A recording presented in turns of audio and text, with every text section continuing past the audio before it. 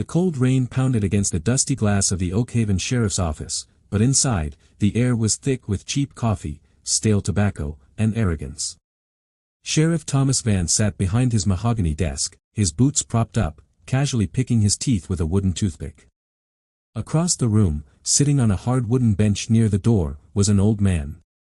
He wore a faded, frayed army fatigue jacket that had seen better days, scuffed work boots, and a baseball cap pulled low over eyes that had seen too much of the world's harshness. He was quiet, frail, and entirely ignored. "I told you an hour ago, old man," Sheriff Vance sneered without looking up from his local newspaper. "We don't give handouts here. If you're looking for a warm bed, the homeless shelter is 3 miles down the highway. Walk it before the rain gets heavier." The old man didn't flinch. He slowly lifted his head, revealing a weathered face etched with deep lines of hard labor and quiet dignity. "I'm not looking for a handout, Sheriff," the old man said, his voice a low, raspy rumble. "I just need 10 minutes of your time. My land, somebody is clearing the timber on the North Ridge. They don't have the right. That land belonged to my brother, and now it belongs to me." Deputy Miller, sitting at a side desk, snickered. "Your brother? Arthur, right? Old Artie died 6 months ago, indebted to half the county." "Sheriff, don't bother. He's just confused."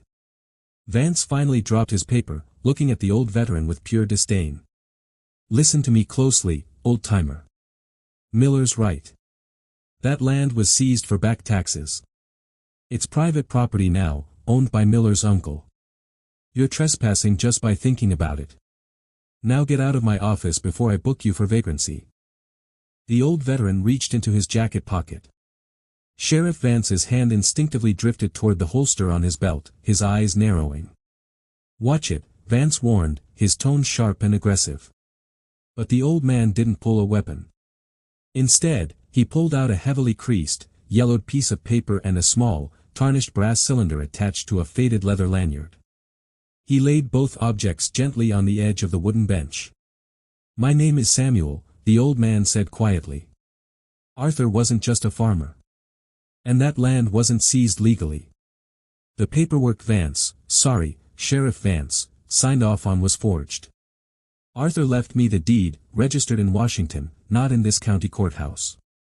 If you look at that cylinder, you'll understand why this land can never be sold." Deputy Miller laughed again, standing up to walk over. He kicked the wooden bench, making the brass cylinder roll slightly. "You think some rusty brass junk and a piece of scrap paper scare us? You're a nobody, Samuel. A forgotten old drift who thinks his service 30 years ago makes him special. Get out." Samuel looked up at Miller, his eyes freezing the young deputy in place. There was no anger in Samuel's gaze, only a chilling, unwavering authority that didn't belong to a homeless vagrant.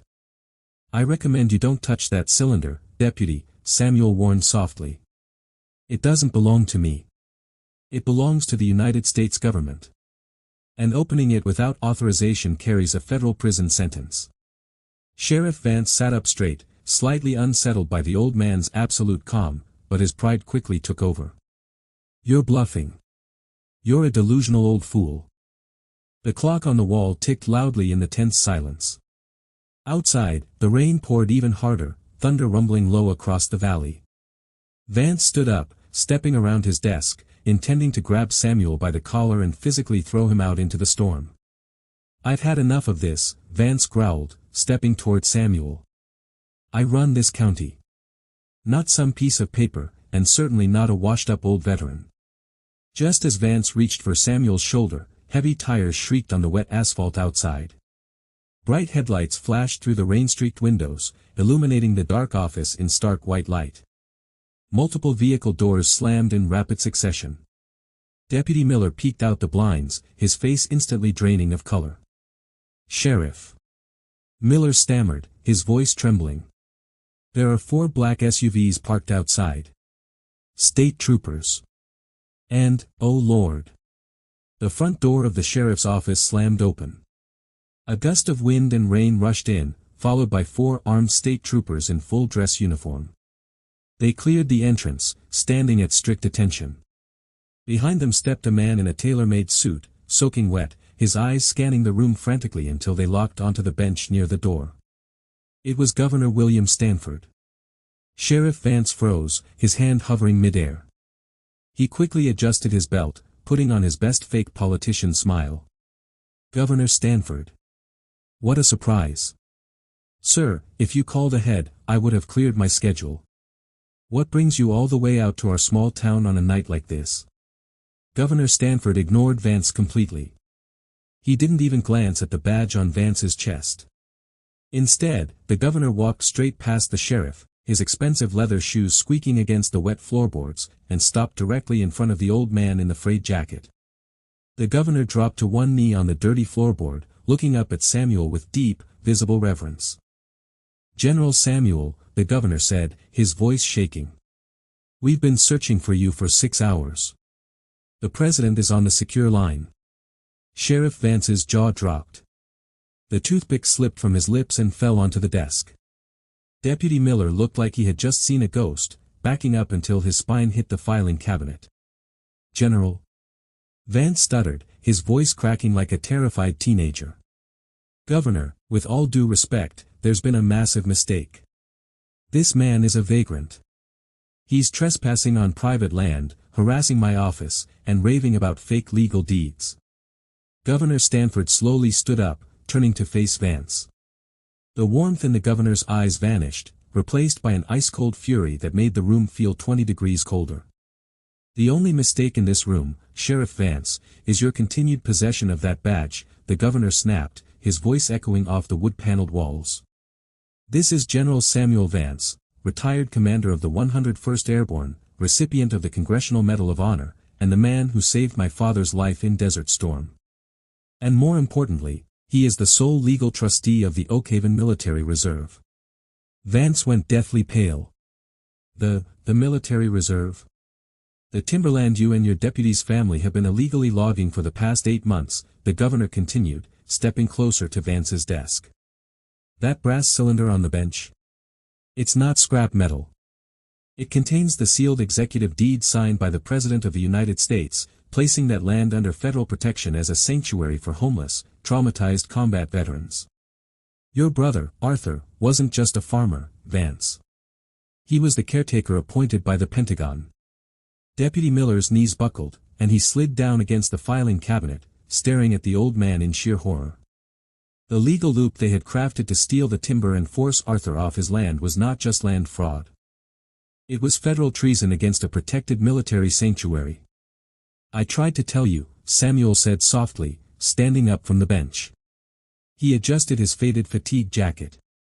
His posture was no longer slouching, he stood straight as a rod, radiating a quiet, formidable strength that commanded every inch of the room. I came here today to give you a chance to stop logging, return the timber money to my brother's estate, and walk away. I wanted to handle it as neighbors. Samuel. General, sir, Vance whimpered, his hands shaking so violently he couldn't clasp them together. I didn't know. I swear to God, I had no idea who you were. We can fix this. I'll stop the equipment tonight. It's too late for that, Thomas, Samuel said calmly.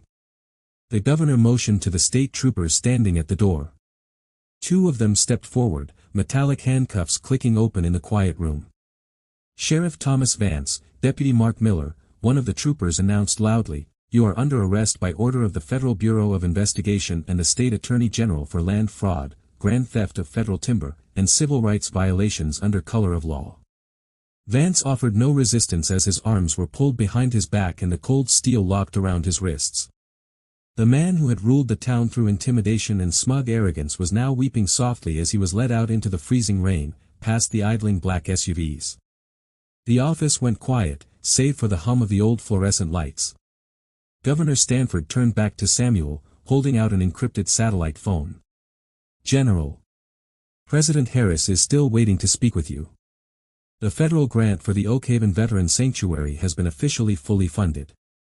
We are ready to break ground whenever you give the word.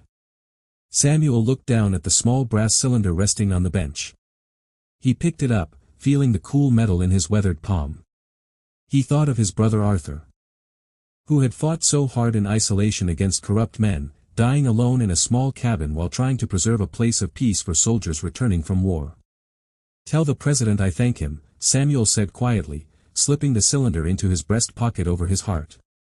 "And tell him we start building tomorrow." Governor Stanford nodded respectfully, signaling his security detail to step outside and give the old general space.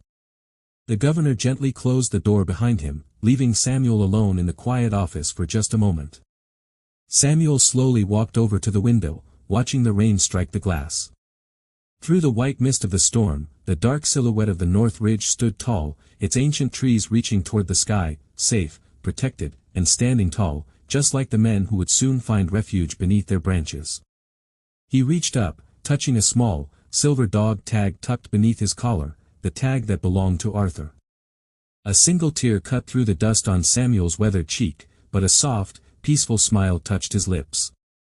"Rest easy now, brother," Samuel whispered into the quiet room, his voice full of solemn love. "The battle is over, and your land is finally home."